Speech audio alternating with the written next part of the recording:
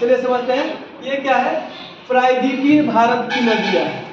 और ये वो नदियां हैं जो अपना जल कहाँ गिराती है, अरब सागर में गिराती है। इधर क्या है, भारत के पश्चिमी साइड में क्या है, इधर अरब सागर, क्या है, अरब सागर है। और ये सब अपना जल कहाँ गिराती है, इसी अरब सागर में गिराती है। और इन नदियों की खासियत होती है कि ये अपने साथ सेंटिमेंट नहीं लेके आते हैं, मतलब मिट्टी वगैरह लेके नहीं आते हैं। और इस कारण से क्या, ये डेल्टा परफॉर्म नहीं करते हैं। ये डेल्टा, ये सब नदियाँ डेल्टा नहीं बनाती है, ये क्या बनाती है, एस्चुरी बनाती है। एस्चुरी का मतलब ये ज्वार नद मुख बनाती है। इससे क्या होता है कि यहाँ मिट्टियाँ नहीं गिरता है। तो यहाँ देखिएगा कि यहाँ के जो समुद्री किनारे होते हैं बिल्कुल खाली, यहीं से क्या होता है, गड्ढे होते हैं, प्राकृतिक रूप से बहुत बढ़िया होते हैं। जबकि इस साइड में आप देखिए कि इस साइड में जितनी भी नदियाँ जाती हैं वो अपना एक डेल्टा बनाती है। और आपको पता है कि गंगा और ब्रह्मपुत्र इतना बड़ा डेल्टा बनाती है कि वो विश्व का सबसे बड़ा डेल्टा, जिसको हम क्या कहते हैं, सुंदरी वन के कारण सुंदरवन डेल्टा कहते हैं। क्लियर, चलिए आगे समझते हैं। अब हम देखते हैं कि यहाँ से हमारी नदियाँ शुरू होती है। तो सबसे पहले हम क्या करते हैं ना कि उत्तर से दक्षिण की नदियों में चलते हैं। तो सबसे पहले उत्तर में हम गुजरात में देखते हैं। तो गुजरात में एक जगह होता है, कौन सा, राजकोट। उस राजकोट से जो नदी दिख रही है यहाँ पे गुजरात में एक छोटा सा जगह है, इस जगह का नाम है राजकोट। यहाँ से एक नदी निकलती है जिसका नाम होता है भादर नदी। ये नदी निकलती है और नदी निकलते ही क्या करती है, अपना जल जाके कहाँ गिरा देती है, अरब सागर में गिरा देती है। इसकी कोई खास कहानी नहीं है, तो इसकी कहानी बताने की आवश्यकता भी हमें नहीं है। ठीक है, चलिए आगे चलते हैं।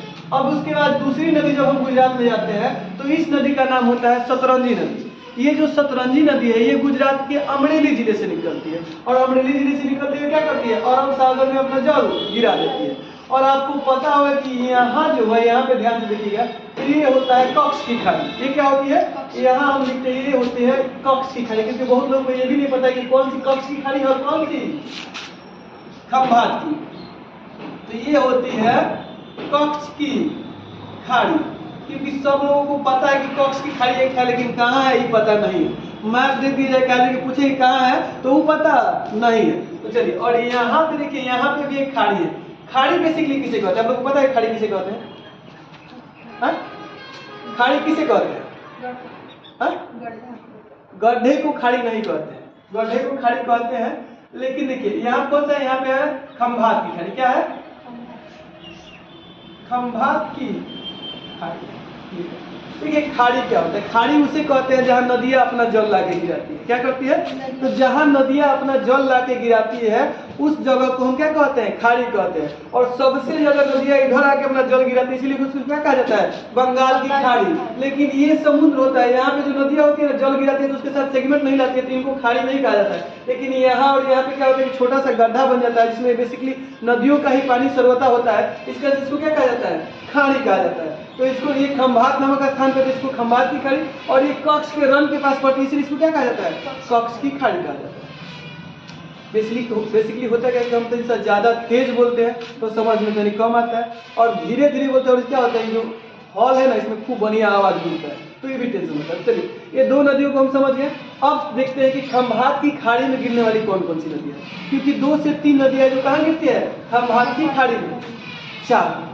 तो सबसे पहली नदी होती है कौन सी, साबरमती नदी। ये जो नदी होती है ना, जो आपको नदी दिखाई दे रही है, ये नदी निकलती है उदयपुर से। उदयपुर जानते हैं कहाँ है, उदयपुर होता है राजस्थान।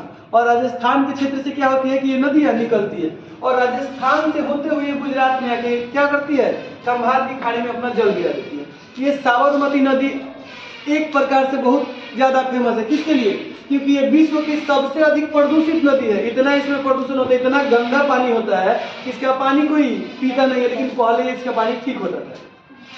और आपको बता दूं कि इसी साबरमती नदी के किनारे पर गुजरात की राजधानी है। गुजरात की राजधानी कहाँ है, अहमदाबाद। इसी साबरमती नदी के किनारे स्थित है। और इसी साबरमती नदी के किनारे गांधी जी ने अपना आश्रम भी खोला था।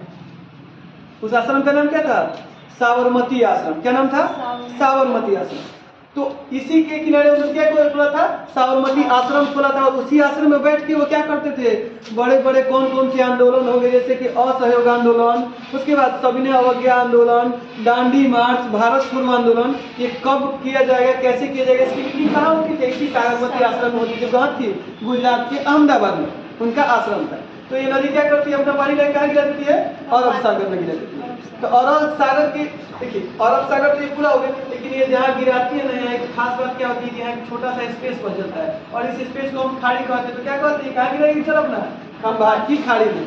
तो आपसे पूछता है सवाल एग्जाम में, आपसे क्या पूछता है कि साबरमती नदी का उद्गम स्थल कहाँ है। उद्गम स्थल जहाँ से स्टार्ट होता है, तो उद्गम स्थल कहाँ है, उदयपुर। उदयपुर में किस श्रृंखला से निकलती है, अरावली श्रृंखला से ये निकलती है। और कहता है कि वो खत्म कहाँ जाके अपना जल गिराती है, तो कहाँ जल गिराती है, खंभात की खाड़ी में। तो इससे 2 क्वेश्चन हो गए। और तीसरा क्वेश्चन ये पूछता है कि ये बताइए कि साबरमती नदी के किनारे, या फिर पूछता है कि अहमदाबाद किस नदी के किनारे स्थित है। तो कौन सी नदी है, साबरमती। इसके बाद पहुंचते हैं दूसरी नदी जो होती है इधर से, माही नदी। ये माही नदी भी बहुत खास है। खास किस वजह से है ना कि ये माही नदी जो है ना, ये कर्क रेखा देखे हैं, ये गुजरात से यहाँ से कर्क रेखा गुजरती है, भारत से बिल्कुल भारत के बीचों बीच से गुजरती है। और ये कुल 8 राज्यों से होकर गुजरती है, जिसको हम याद करते हैं अलग अलग ट्रिक से। कोई कहता है कि मित्र पर गमछा झाड़, और जब मित्र पे गमछा झाड़ता है तो म से महाराष्ट्र भी हो जाता है और म से मध्य प्रदेश भी हो जाता है। अब वो कंफ्यूज हो जाता है कि म से महाराष्ट्र होगा कि म से मध्य प्रदेश होगा या म से मणिपुर होगा। और एग्जाम में क्या करता है, वो चारों ऑप्शन फंसाने के लिए। तो ध्यान रखिए, ये जब कर्क रेखा चलती है ना, तो ये सबसे पहला राज्य गुजरात होता है। और यहाँ पे देखिएगा कि हल्का सा क्या सकता है, राजस्थान से सकता है। उसके बाद तुरंत आगे आता है ना, तो यहाँ पे मध्य प्रदेश होता है, मध्य प्रदेश में सकता है। और मध्य प्रदेश के बाद जाइएगा तो यहाँ एक ऐसे पतला लंबा सा जिला होता है, जिसको छत्तीसगढ़ कहते हैं, छत्तीसगढ़ से जाता है। और छत्तीसगढ़ से जैसे पार करता है ना, तो झारखंड में एंट्री करता है। और झारखंड की खासियत देखिए, कभी कभी पूछ लेता है कि कर्क रेखा किस राज्य की राजधानी से होकर गुजरती है।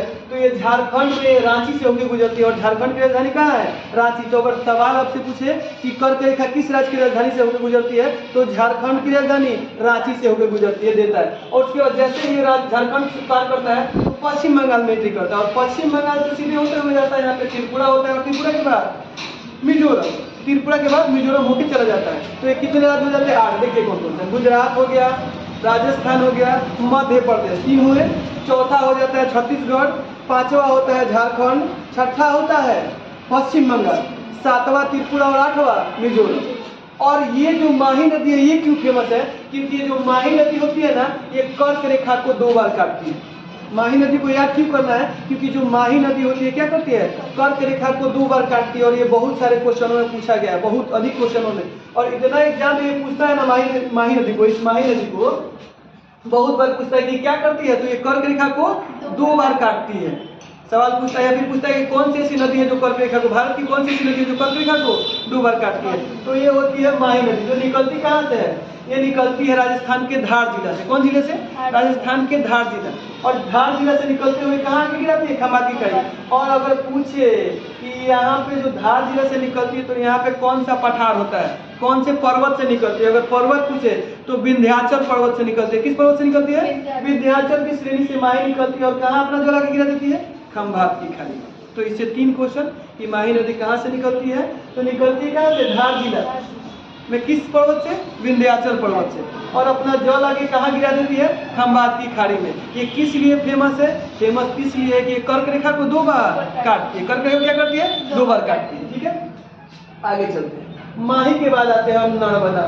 ये नर्मदा नदी भी बहुत ज्यादा फेमस है। नर्मदा नदी फेमस होने का क्या कारण है कि ये नर्मदा नदी जहाँ निकलती है ना, ये नर्मदा निकलती है, नदी किससे निकलती है, अमरकंटक की पहाड़ी से निकलती है। किससे निकलती है, अमरकंटक की पहाड़ी से। और ये अमरकंटक पहाड़ी क्या है, ये किसका भाग होता है, ये बताइए।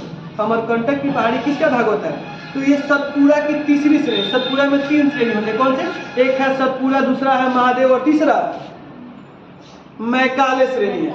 तो ये 3 श्रेणियां होती है। यहाँ पे होता है सबसे पहले देखिएगा श्रेणी होती है, एक होती है यहाँ पे सतपुड़ा, उसके बाद महादेव और उसके बाद मैकाले की श्रेणी। इन तीनों श्रेणियों में जो मैकाले की श्रेणी होती है ना, ये शायद इस पर होता है, सब ये इस पर होता है, महादेव और मैकाले। इस मैकाले श्रेणी की सबसे ऊंची चोटी का नाम होता है अमरकंटक। और इसी अमरकंटक से ये नदी निकलती है। और जब ये निकलती है ना, तो इस नदी की खासियत जान लीजिए कि ये पहाड़ों के बीच से गुजरती है। और इसके नीचे जो पहाड़ पाए जाते हैं ना, वो किसके पहाड़ होते हैं, कैसे पत्थर होते हैं, ये संगमरमर के पत्थर होते हैं, जो कि काफी व्हाइट होते हैं। इस कारण से क्या होता है कि नदी इतनी साफ दिखती है और इतनी खूबसूरत दिखती है कि यहाँ पे क्या होता है, सभी लोग इसको देखने के लिए आते हैं। ठीक है, जब ये नदी आती है कहाँ, गुजरात में एंट्री करती है। यहाँ से देखिए गुजरात, यहाँ से यहाँ तक ये कुछ क्षेत्र गुजरात का होता है। तो जैसे ही गुजरात में एंट्री करती है ना, तो यहाँ पे इसके ऊपर वो बांध बनाया गया है। क्या बनाया गया है? बांध। इस बांध का नाम क्या है? सरदार सरोवर बांध। क्या नाम है? सरदार सरोवर बांध। और सरदार सरोवर बांध बनने के बाद वो क्या करती है, फिर वापस आके कहाँ गिर जाती है? अमार की खाड़ी में अपना जल गिरा देती है। तो नर्मदा नदी से जानने का क्या है कि नर्मदा नदी निकलती है कहाँ से? मैकाले पहाड़ी की सबसे ऊंची श्रेणी अमरकंटक से निकलती है। और अमरकंटक से दो नदियां निकलती है। एक कौन? एक निकलती है नर्मदा जो इधर आ जाती है, और एक इसी अमरकंटक पहाड़ी से निकलती है सोन नदी, जो कहाँ करती है? गंगा में जाके बिहार की पटना में पहुंच के गंगा में अपना जल गिरा देती है। कि गंगा निकल के गंगा की सहायक नदी होती है सोन, वो भी कहाँ से निकलती है? इसी अमरकंटक पहाड़ी से। और इसी अमरकंटक पहाड़ी से कौन निकलती है? नर्मदा नदी भी निकलती है। ठीक है। और नर्मदा नदी निकलती है, कभी कोई पूछ देता है ना कि नर्मदा किन किन श्रेणियों के बीच में चलती है? सतपुरा की श्रेणी और सतपुरा, और एक और है, क्या नाम है? महादेव होता है। फिर से याद कीजिए, विंध्य की श्रेणी। ये देखिए इधर ऊपर होता है, इधर जो श्रेणी होती है, 3 पर्वत होते हैं, इसमें ये होते हैं विंध्य की श्रेणी। और विंध्य की श्रेणी में जो महादेव पहाड़ी है, इसकी सबसे ऊंची चोटी का नाम होता है धूपगढ़ श्रेणी। क्या होता है? धूपगढ़ श्रेणी। तो विंध्य और सतपुरा की श्रेणियों के बीच से ये नदी बहते हुए कहाँ आती है? और ये भी क्या बनाती है? ज्वार नदमुख बनाती है, यानी एक्सचूरी बनाती है। यानी कि अपने साथ मिट्टी उट्टी नहीं लेके आते। क्यों? क्योंकि इसके बीच में मिट्टी मिलता ही नहीं। 2 पहाड़ियों के बीच में आएगी तो मिट्टी मिलेगा। तो ये पहाड़ों से आती है तो मिट्टी अपने साथ नहीं लेके आती है। और इतना साफ पानी होता है कि यहाँ ये इसको लोग पानी ऐसे ही पी लेते हैं। समझ में आया इसको? क्लियर? आगे चलते हैं। अब पहुंचते कहाँ? यहाँ पे आते हैं दूसरे वाले पे। तो जान लीजिएगा कि ये कौन सी नदी है? तापी नदी। ये कौन सी नदी है? तापी नदी। तापी नदी निकलती कहाँ से? बैतूल जिले से निकलती है। एक बैतूल जिला है ना, बैतूल जिले का एक जगह है, क्या नाम है उसका? मुल्तई नामक जगह है। उस मुल्तई से निकलती है तापी नदी। और ये भी 2 पहाड़ियों के बीच से गुजरते हुए आती है। ये किस किस से आती थी? विंध्य और सतपुरा की श्रेणी से आती है ना। तो यहाँ एक क्या है? और ये विंध्य सतपुरा के नीचे यहाँ पे कौन सा? एलोरा की श्रेणी। यहाँ क्या है?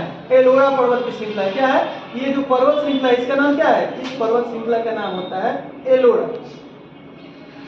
एलोरा पर्वत श्रृंखला। और इसी एलोरा को कहते हैं अजंता एलोरा की, यहाँ एक गुफा है जिसको क्या कहते हैं? अजंता एलोरा की गुफा।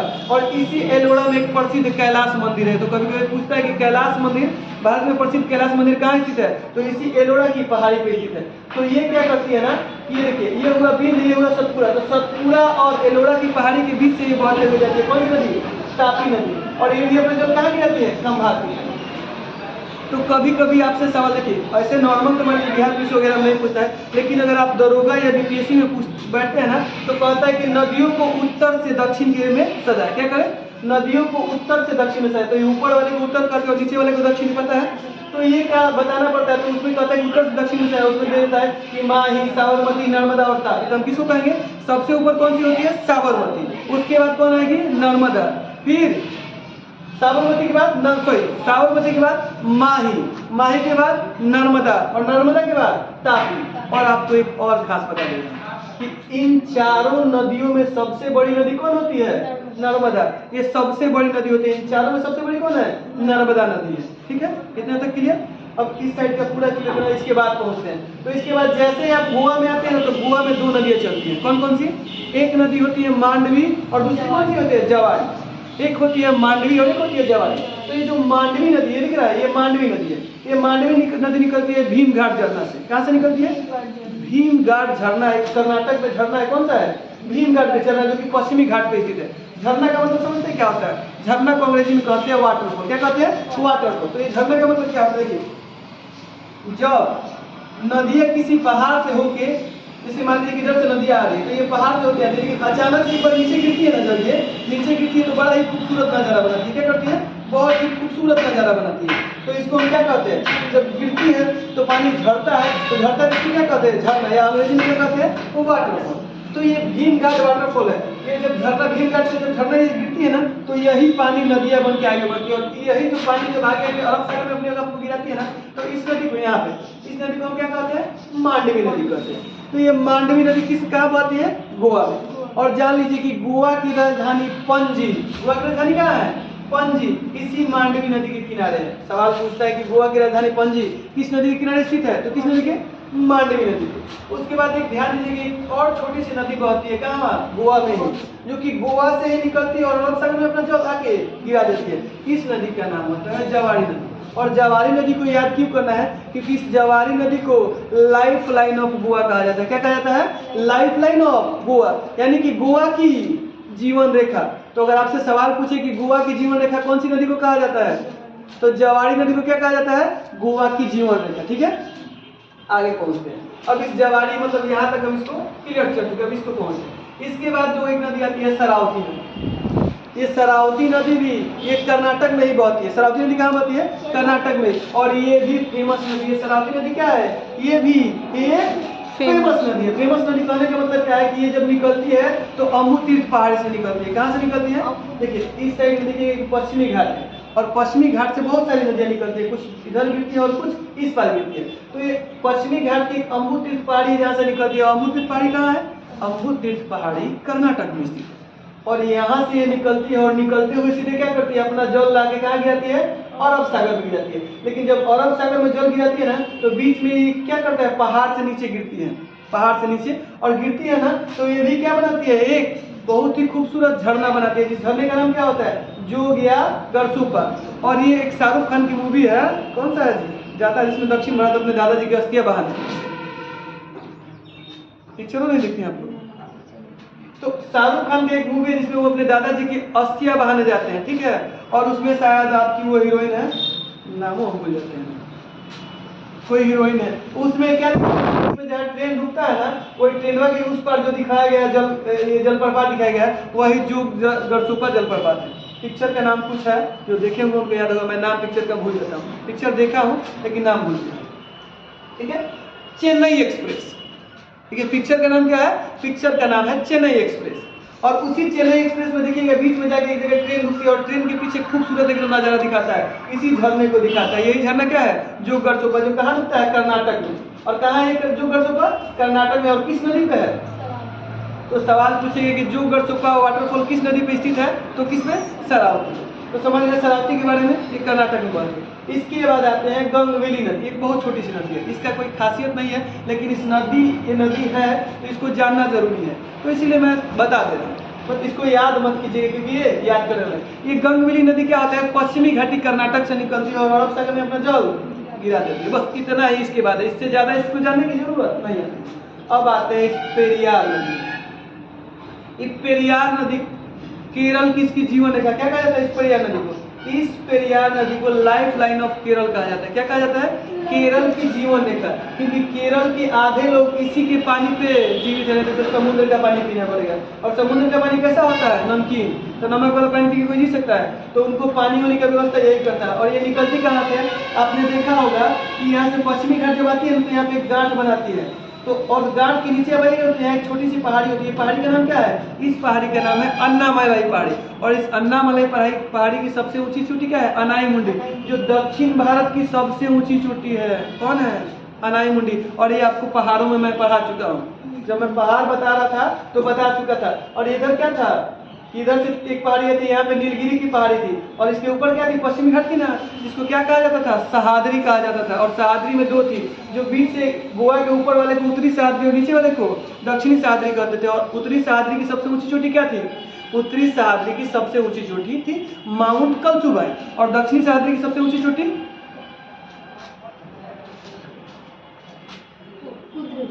कुद्रेमुख। एकदम बढ़िया। और कुद्रेमुखी किसके लिए फेमस है, कुद्रेमुखी लोहे के लिए फेमस है।